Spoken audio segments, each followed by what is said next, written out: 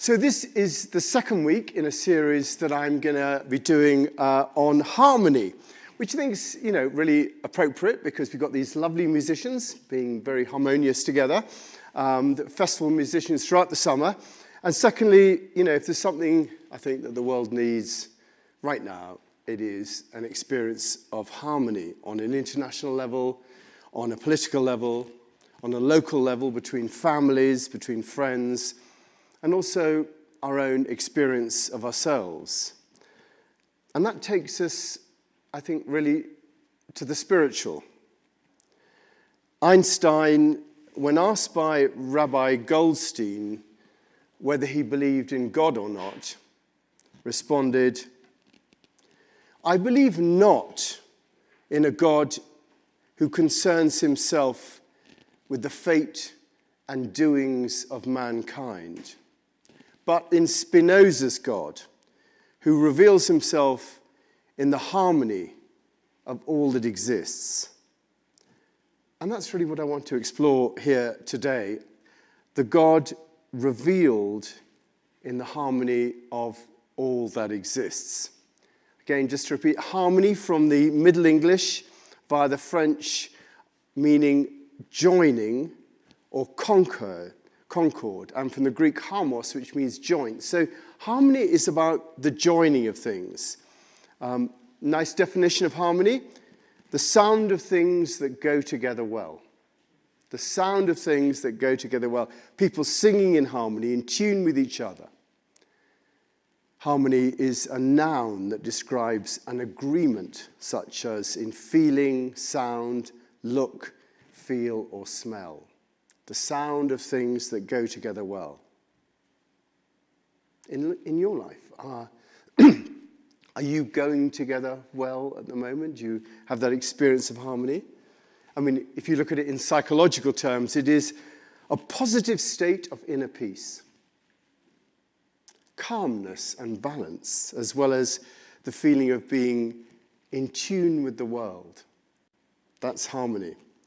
And last week we looked at the idea that to create that harmony in our lives, we have to identify a still point within us, the place in our soul where the divine meets with us, the place in our soul where the divine meets with us. This enables us, when we touch that place, it enables us to appreciate the wholeness in everything else. And I think, the idea is that harmony does come from that. We have to find that perfect peace within ourselves. And then the harmony of life is able to sound through us. So we're beginning with ourselves. And I think with harmony, with everything, really, that is the right place to start.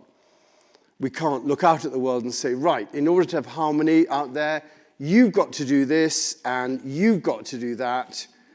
That's how politics tries to do it. But, the fact is, it just doesn't work like that. Now, you may say, it'll never work like that. But I think, that train of thought that says it's never going to work like that doesn't get us anywhere.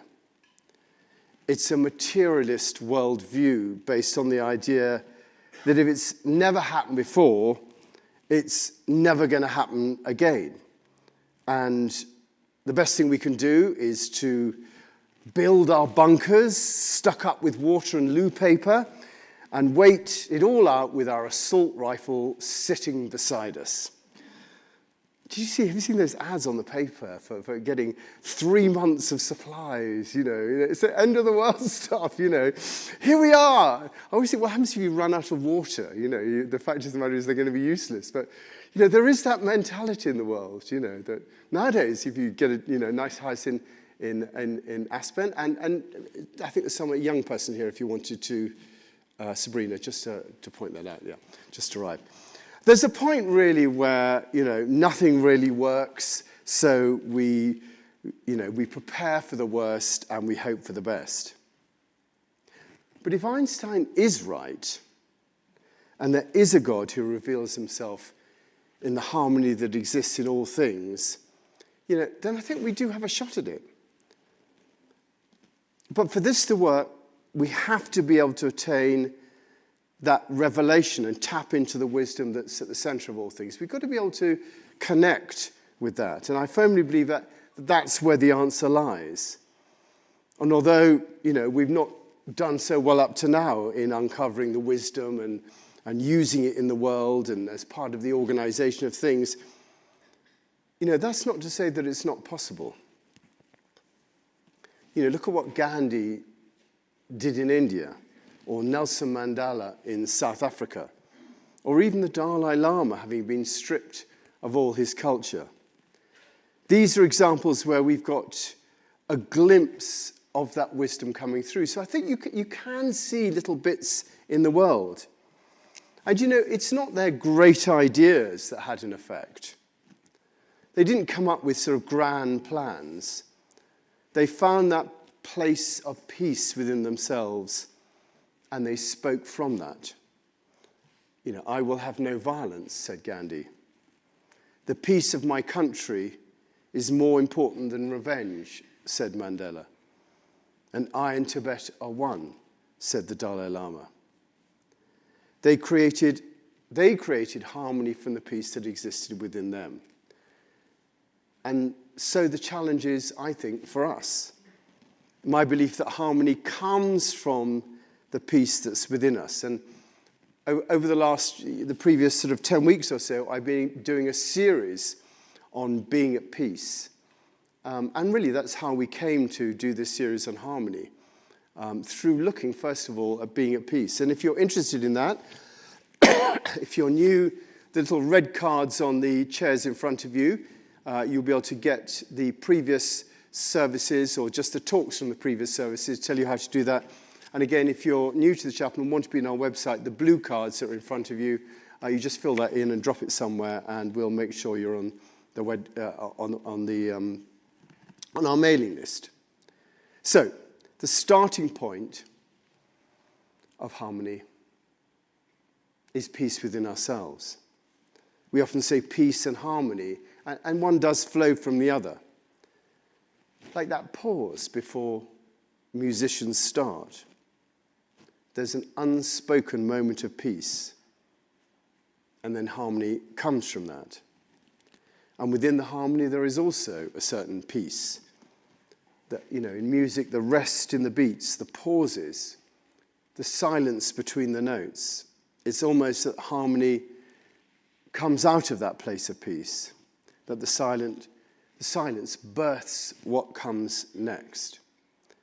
And within us humans, it's the pause between our actions that creates the music of life. One of the things we always like to quote here is Viktor Frankl.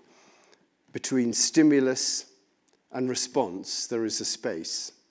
And in that space is our power to choose our response. And in our response lies our growth and our freedom. Between stimulus and response, there's a space. And in that space is the power to choose our response. And in our response lies our growth and our freedom. There is a pause in our lives that enables us to create harmony around us. Gandhi, Mandela, the Dalai Lama all went into that space before responding. And really, we have to do that too, if you want to have any chance of creating harmony around us. But I think you have to want to create it. You have to want to create harmony. I think we have to want it. It's not enough just to, English expression, just to dog along in our lives, running after every stick that's thrown for us and wagging our tails at every bit of food that's offered us. Yes, you can do that, and many people spend their lives at it. But you're here in a space that's designed to remind you that you've got a greater purpose in your life than pleasing yourself. This space is designed, all the windows, the Beatitudes, by the way, you can get a little book at the back if you're interested. The windows, little picture of Jesus there, flower, mandala, candles, beautiful music. our new white piano. Amazing, isn't it? It's all designed. Everything here is designed to remind you of that. It's designed to remind you that you have a greater purpose in life than just pleasing yourself.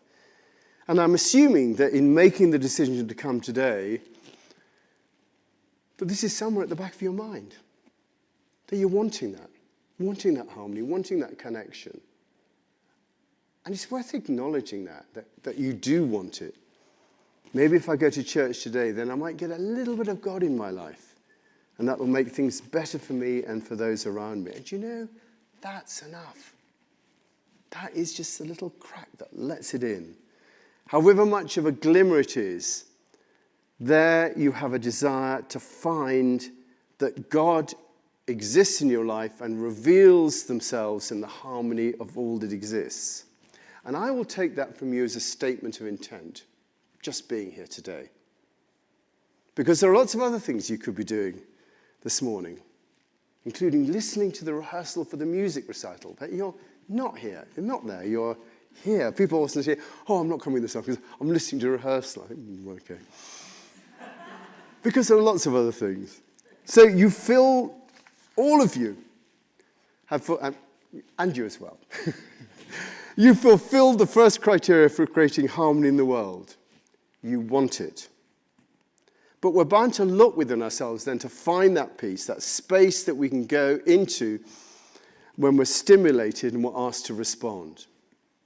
Because that space as well has to be found. You have to want to find that space. It doesn't just automatically appear. That natural thing is for people to react, to lash out when something happens, even without thinking about having a pause before responding. It's just natural just to do it. You know, the quip made to put people down. The finger given when we're cut up at the roundabout. The sarcastic reply or criticism, the shrug, the raised eyes, even the back of the hand. These are more readily available in the arsenal of communication. And you have to want that peace. And it's important, again, to acknowledge that you do want that peace. And you see it on a personal level, the tit for tat, you know, the political level, on an international level. You know, watch out. You do this, I'm going to do that. You do this. It's just what happens. You know, in politics, international politics, something happens. Oh, well, you know, we have to do that. It's tit for tat. We're responding in an appropriate way. Watch out.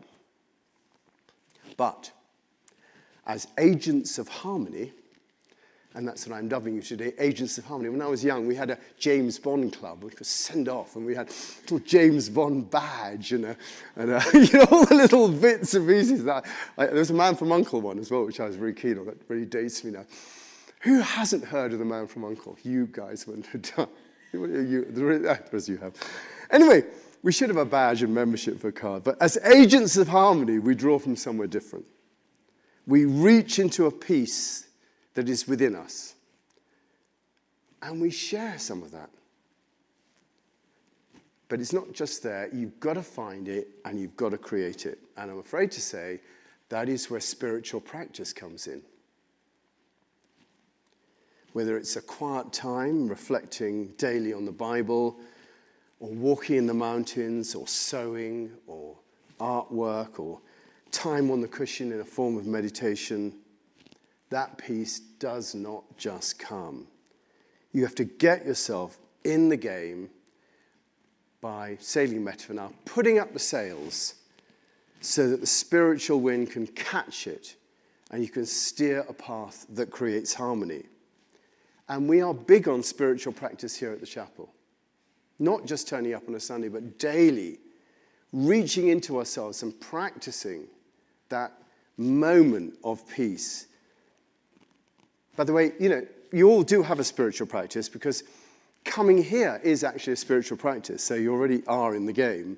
But more than that, I really invite you to carve out a time in your day so that you can give house room to God and have them reveal themselves to you in the harmony of all things. That's what it takes. That practice is having that nature reveal itself in the harmony of all things. And if you're too busy, listen to the monk who said that he meditated for 30 minutes every day, except when he was really busy, and then he meditated for an hour. It really is the only way. And people say, oh, it's just practice, not real life. You're just going into a room. No, it's just as much real life as everything you're doing when you're around town or things like that. When you're sitting on that cushion, you are in real life. You're saying, no, I'm going to make real life this. And you create that experience within you. And it does make a difference. It enables you to respond in a different way. It is the beginning point of creating harmony. You will never... We should get all the world leaders together and have meditation classes for them. Really, it is that creates the harmony. It's how Gandhi got to be Gandhi. It's how Mandela got to be Mandela. How the Dalai Lama became the Dalai Lama. And by the way, it's also how Mother Teresa became Mother Teresa. Say you're in good company when you do that. And if you feel stuck and you simply can't carve out any form of spiritual practice, then come see me. Give me a ring, come see me, and we'll work it out together. Well, everyone can create a spiritual practice. That's what I do, So do come see me, seriously. So we create a point, so we create, this is harmony, right? We create a point of peace within ourselves, a still point in a turning world, a silence before the music plays. And from that, we begin the task of creating harmony in our lives. And that potential for harmony pervades every single part of our lives. There is a potential there. There is a potential for harmony in our minds. That'd be good, wouldn't it? Harmony in our minds. Harmony between our minds and our bodies. Harmony in our bodies. That pause gives us time between thoughts and between meals, and between all the appetites that we have. It enables us to become regular in every sense. Even our digestion becomes regular, because harmony can pervade. If you want it to happen, it can pervade everything in our lives. It can become like a perfume that infuses everything, everywhere. And other people can smell it too. You can smell a harmony around somebody. We have a famous English expression, which you probably don't have here, which is people say something, totally unrealistic. You say, in your dreams, matey bubbles. And really, you might, if you're English, think, in your dreams, matey bubbles, that this is just one for the fairies. And that I had better wake up and smell the coffee that appears to us every day in the form of the 24-hour news cycle and the need to put food on the table. Then consider this. Is it not worth a try? Is there a possibility that we might be able to connect in some way to bring harmony into the world? And if that's possible, should we not go for it? I mean, we do. I spend my hand, wringing my hands at watching the television and stuff like that. And you say, what can I do? I believe Einstein. I've seen it play out in some world leaders' lives over the last 100 years. I've seen it happen. And I think there is a possibility that we can make a difference in this generation. They say when the lighter gets lighter, the darkness gets darker. And you have to think about that. Because if there is a harmony that can reveal itself in existence, then you can bet that it's a lot more powerful than any of the ideas put out by these petty despots that seem to be strutting the world stage at the moment. If there is a harmony, if there is a revealing of harmony, it is infinitely more powerful than any of these petty despots, who dress themselves up as being of great strength, but are really just moral pygmies. It's harmony in all that exists that will triumph over dark age mentality that we often see on our TV screens. And really, it does begin with us. I firmly believe that. Yeah. Oh, yeah, little old me. Well, yes. Do you know, to be a human being is to be a human being, whether you're dressed up as a world leader or you're a beekeeper. You still got the potentiality of humanity within you. You've got everything there. The same potentiality lives in both. And we have to know that it can happen, and we have to be willing to try to realize the potential within us to make it happen. That's what we're actually about here. And we don't know how it's going to come about or when, but we do know that it is the right and the good thing to do. And to do right and good is what we have available to us.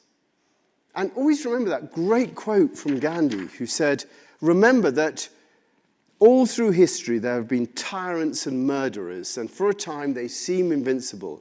But in the end, they always fall. Always. That good within us, and if we're able to do what that reading says, that reading that Louisa read out, make allowances for other people's faults. Forgive anyone who offends you. Remember, the Lord forgave you, so you must forgive others. But above all, clothe yourselves in love, which binds us together in perfect harmony. Then there's a chance we can have some impact on the chaos that's currently going on in the world. And how we might do that, I'll talk about next week. We always like to give everyone an opportunity to come back at what's been said from the front of the room, just so there's harmony in the space. It's either share an experience or ask a question, and please feel free just to come along. Silence is okay as well. Anybody like to say anything at all from what's been said so far? Jan. Lovely to have you with us, Jan. Thank you. As a longtime musician, I will just say, and as a singer, you can't really do harmony by yourself. So it's kind of like before you start to play, you have to tune your instrument, so that's all the inside stuff. And then to be able to play with others like these guys are doing is just the best. And there's something about tension and release. So harmony doesn't have to just be all la, la, la. It's like, there's stuff that's difficult, and then there's that release, and that's what kind of makes it beautiful. And I wrote some stuff down. I think it's important to listen to whomever you're playing with, and the emphasis on play. You go to play music, it's like, where are you guys playing this weekend? It's not where do you go to work. So it's like to play. And playing well with others is like your kindergarten report card. Is that your what? Your kindergarten report card. Yeah. Playing well with others. And then it's that sharing. And then at that point, I think everybody gets to kind of just lay back a little bit and enjoy. Ta-da. You should be doing this. I mean, that was Jan Garrett, everybody. Available in venues all over the Roaring Front. No, that was really great. And someone did come up to me last week and say, what happens if you're in a turbulent emotional experience? Can you be in harmony then? And I so appreciate you saying that harmony is not just, lovey-dovey all the time. You can be, if you listen to some of these pieces of music, they're, can be quite strong. So, but thank you. All of that was lovely. I really appreciate that. Anybody else? We're going to have, John Stewart has Your Moment of Zen, right? Anyone watch John Stewart here? Yeah, we're sort of John Stewart-y type audience here, I think. But we're going to have our moment of harmony in a moment, which we had last week. But before that, anybody want to say anything finally?